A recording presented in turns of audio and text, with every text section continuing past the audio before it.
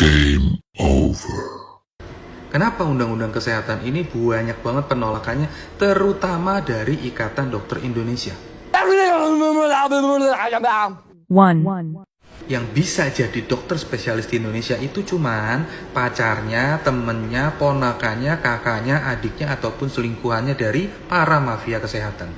Di luar itu, walaupun punya skill yang jago, tapi nggak ada koneksi dan duit, jangan harap bisa jadi dokter spesialis di Indonesia.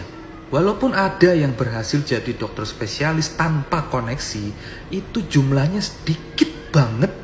Dan rata-rata bukan dokter spesialis yang penting-penting amat. Dan gak terlalu dibutuhin sama masyarakat luas. Waktu Indonesia kena pandemi COVID-19 yang kemarin itu baru kelihatan. Ternyata jumlah dokter spesialis di Indonesia itu seupil doang. Kenapa? Karena dimonopoli oleh mafia kesehatan tadi. Itulah gunanya undang-undang kesehatan. Siapapun bisa jadi dokter spesialis tanpa harus ada koneksi ataupun harus ngebayar duit pelicin ke dokter spesialis senior demi untuk dapetin surat rekomendasi. Berarti bagus nggak undang-undang kesehatan itu? Kalau mau jualan barang di Indonesia, terutama makanan, itu wajib ada sertifikat halal. Masih inget nggak dulu kekacauan dan kerusuhan dan keributan ketika sertifikat halalnya MUI diambil alih oleh Kementerian Agama?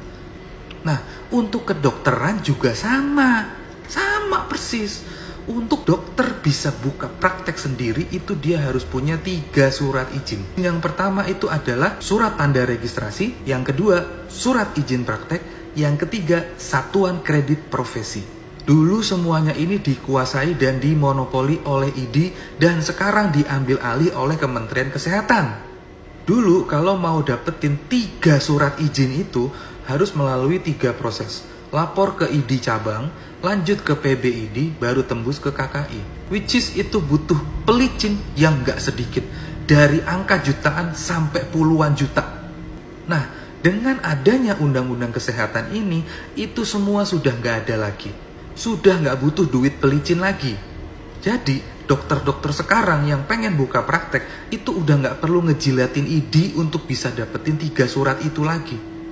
Gimana? Bagus kan? Apa ya lo?